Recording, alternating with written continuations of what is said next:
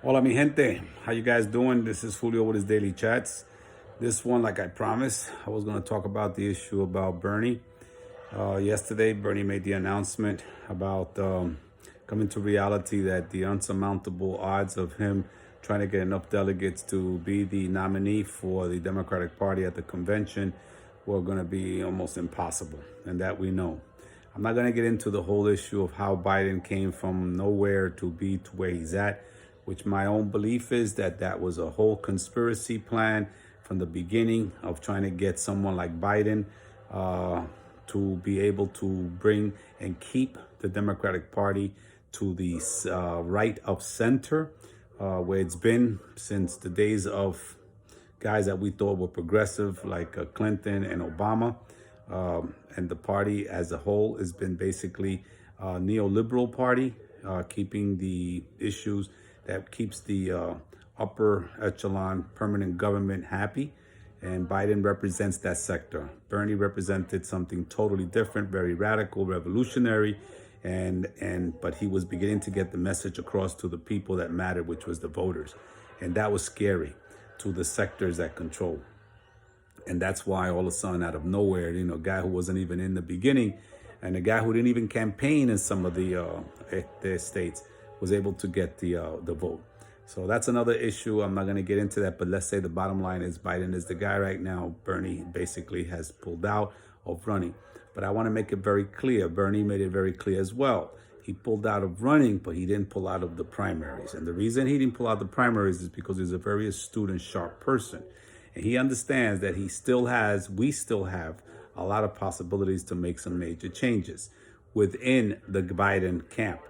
Biden will be the representative. However, Bernie has a lot of pull because of the fact that he's going to have delegates. And that's why these primaries that are coming up, please don't think that it's over. Don't think that, oh, well, I don't have to come out and vote for Bernie. No, on the contrary, we still have to be able to promote, and get as many people as possible to come out and vote for Bernie, the remaining primaries here in New York, California, and other places, because the reason is we need to get as many delegates as possible to join to the over 300 and something delegates that he already has, so that when he goes to the convention, he'll be able to have leverage.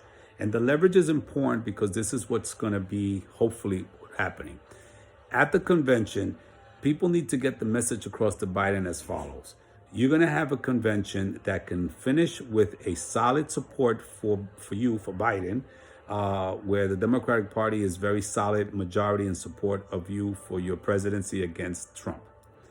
Or you can have a convention that's going to be splintered again, and that's going to be not as solid. When the convention is over, people will leave, people are going to splinter, people will leave the Democratic Party because of the fact that they're going to have differences with his position. Because let's face it, if you look at Biden prior to Obama, which is what people remember Biden for Obama, and that's what he's been promoting all along. And it's unfortunate that my African-American brothers and sisters have amnesia and they didn't really understand Biden before Obama, because the bottom line is that Biden is basically a conservative. He could be in some circles a Republican in Democratic clothing. He represents the sectors that don't represent the working class of this country as much as the working class that he wants to make himself to be. But the bottom line is that we have leverage. And at this convention, we can have the people who are representing Bernie and Bernie himself to negotiate with Biden and say, hey, if you want a solid support behind you, then you have to come to grips with the following. And then all of the issues that Bernie has been raising, which, by the way, when he first raised them years ago, I've been supporting Bernie since 2015 when he first thought about it. In 2016, when we had the councilmatic race, I was the only one of the 9 or 10 that were running that supported Sanders. So I've been a Sanders supporter from the beginning, since 2016. And I can tell you this much, that when Bernie runs now in the convention, he's not running for president, but he's going to run in the convention.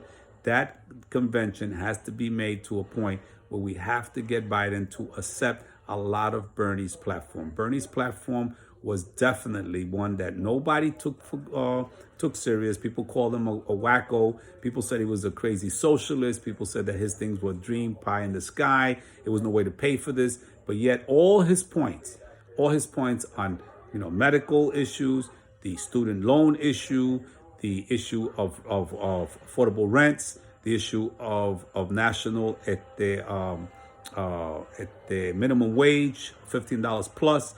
All those issues that people said were crazy are the ones that are talking points now for a lot of people as communists, whatever. But it was Bernie who raised them, and that's why we got to give him credit for that. He raised the moral issue of the Democratic Party, and that we have to bring at the Democratic Convention. So those people who are delegates for Bernie, you need to go to that convention, and you need to be strong, and you have to convince the Biden folks that if they don't want a splintered party, don't take it for granted that because Bernie's out and therefore you're the alternative, people are going to vote for you anyway. Unfortunately, that might not happen. So we need a strong party. Then Biden has to accept some of the platform that Bernie has been saying on a lot of the issues that Bernie raised. That's going to be about the poor working class people, the middle class people of this country. And if Biden accepts those, and if he's a smart man, and if his people are smart, he will accept some of those, then maybe we'll leave that convention in a unified way that we can have a candidate that, even though we don't agree with this candidate, he can be the candidate to try and take Trump out. Because I don't think that you should take it for granted that Trump is out of the picture. On the contrary, I think that Trump is going to come out of this whole coronavirus thing strong. I think that Trump has been planning major things that are going to be surprising people later on.